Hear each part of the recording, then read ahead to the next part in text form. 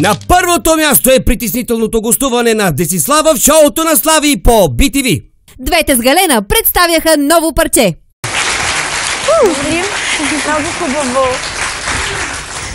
Много сте красиви. Заповядайте, сядайте. Кога не сме пили? Дуетните половинки са и в подобни роки. Но на Галена и е широко около краката. Аз може да се правя. Детско.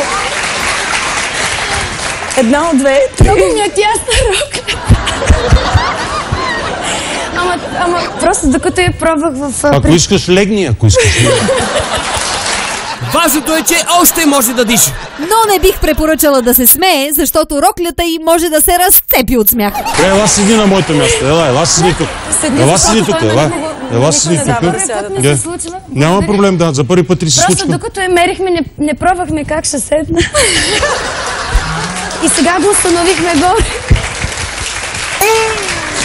Ама е така не. Ами нормално е да я хване неподготвена. Кога в това шоу се е случвало Слави да кани гостите да сядат на канапето? Много се извинявам за създаденото.